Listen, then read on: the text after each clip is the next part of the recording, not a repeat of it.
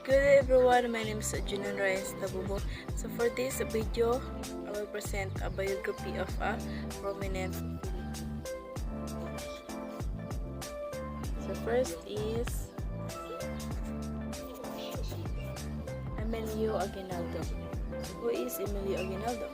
Emilio Aguinaldo led a revolutionary movements against the Spanish and the colonial government in the Philippines. So he cooperated with the U.S. during the Spanish-American War, but subsequently broke with the U.S. and led a guerrilla campaign against U.S. authorities during the Philippine-American War. So next is the Emilio Aguinaldo was born on March 22, 1869, and he died on February 6, 1964 in Quezon City, Philippines. Next is the Andres Bonifacio. Andres Bonifacio was born on November 30, 1863 in Manila, and also he died on March 10, 1897 in Mount, Philippines.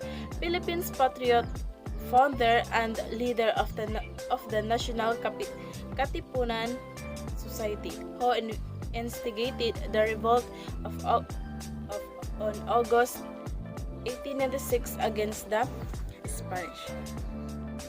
So next is Jose Rizal. So, the son of prosperous landowner, Rizal was educated in Manila at the University of Madrid. A brilliant medical student, he soon committed himself to the reform of Spanish rule in his home country. True, he never advocated a Philippine Independence Day. Next is the Juan Luna. So Juan Luna de San Pedro y Novicio Anchita, or the Spanish of Juan Luna, Tagalog Juan Luna.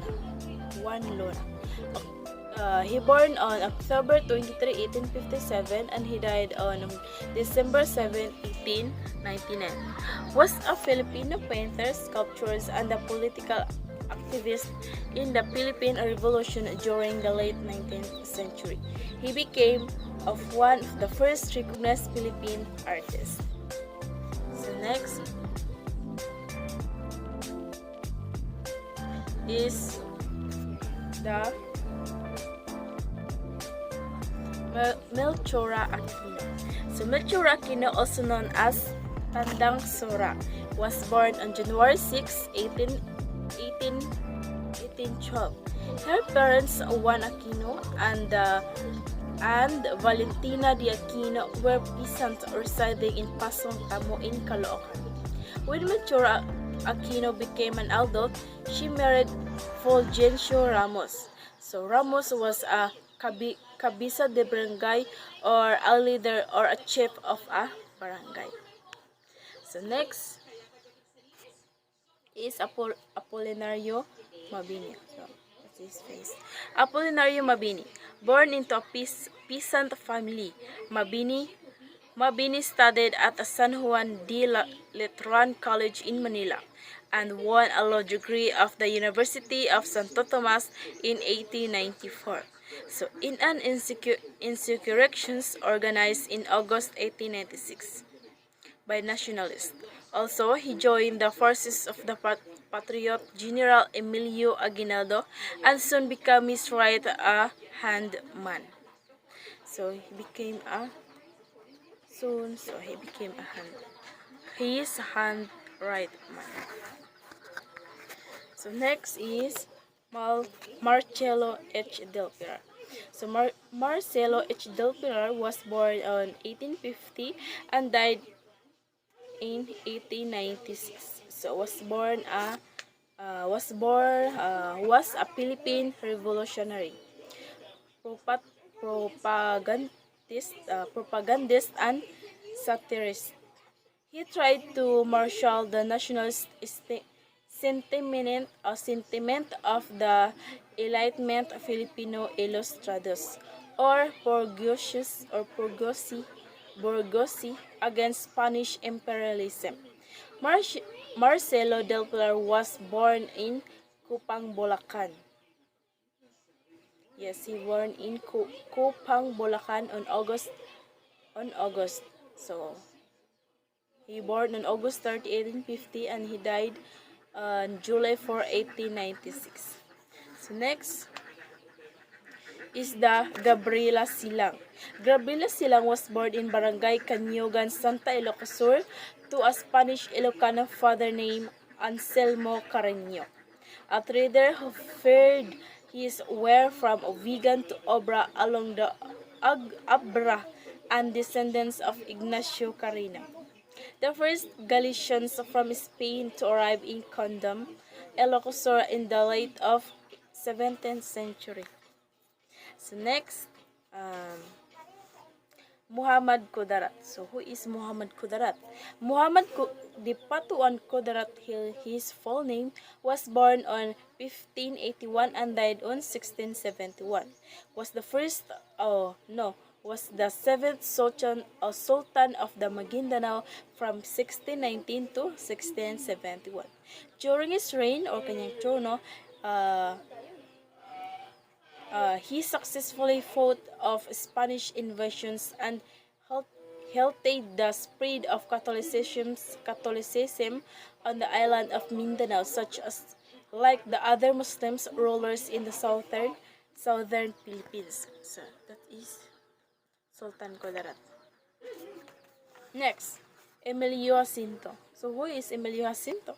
Emilio Jacinto was an eloquent and brave young man, so known as both soul and the brain of the Katipunan. Andres Bonifacio also revolutionary organizations. In his short life, Jacinto helped to lead the fight of the Filipino independence from Spain. So, okay. Next is Francisco Macabulong. So, Francisco Macabulos Y. Sulaiman was born on September 17, 1871, and also he died on March 20, 1822. Commonly known today as Francisco Macabulos, was a Filipino patriot and revolutionary general who led the Katipunan Revolutionary Forces during the Philippine Revolutions against Spain in 1896. So that is Francisco Macabulo. So next is Rafael Palma. So who is Rafael Palma? Rafael Palma Y. Velasquez, Spanish of Rafael Palma, was born on October 24, 1874, and he died on March 24, 1930. Was a Filipino politician, resilience writers, educators, and the famous phrase Freemason. He was a senator from 1916 to 1921 and was the fourth president of the University of the Philippines. That is the Rafael Palma. Next is Raha Sulaiman. So that's his face, Raha Sulaiman. So Raha Sulaiman III was born in 1558 and died in 1575. Raha Sulaiman III was the last king of Manila, along with the Raha Matanda or Sulaiman II and Banao Dula of Tondo, Luzon regions.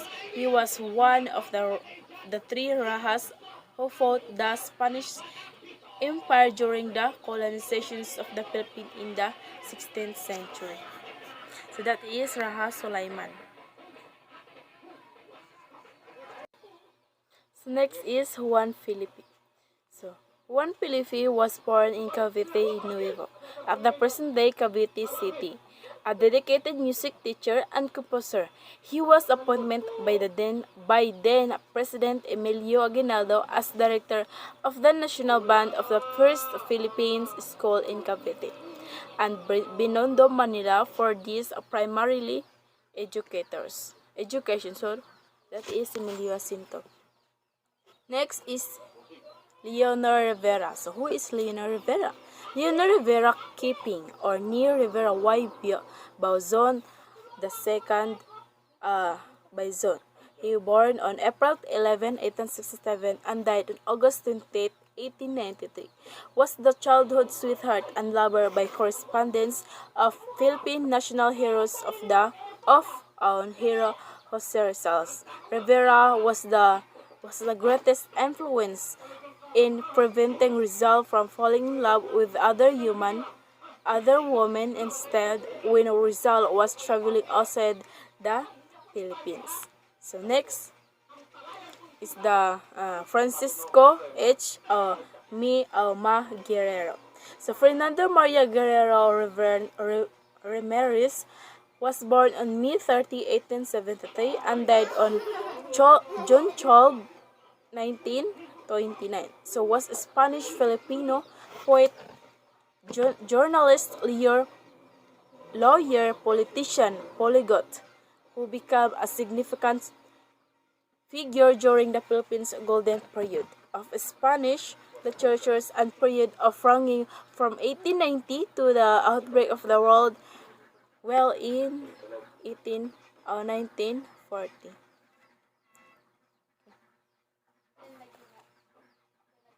So next is Jose Palma. So Jose Palma was born on June 3, 1876. A famous poet who wrote the lyrics of the Philippine national anthem was born. Who wrote the lyrics of the national anthem, and he was born in Tondo, Manila. He's born in Tondo, Manila. He was the youngest child of Don Hermogenes Palma and Hilaria Velasquez. So Palma continued his studies at Ateneo Municipal after his studies the premier in Sivans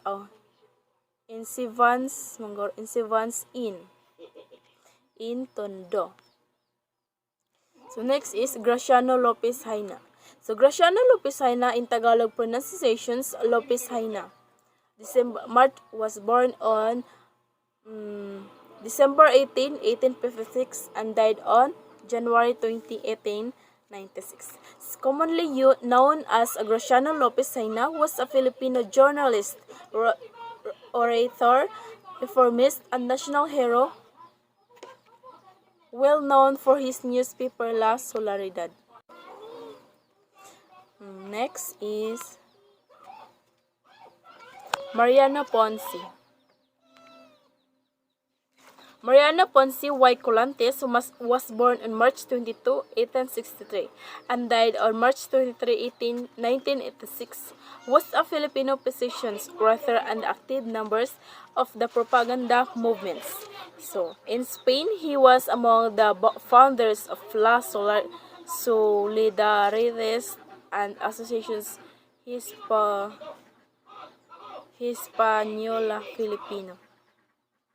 So next is the Jose Abad Santos. So who is Jose Abad Santos?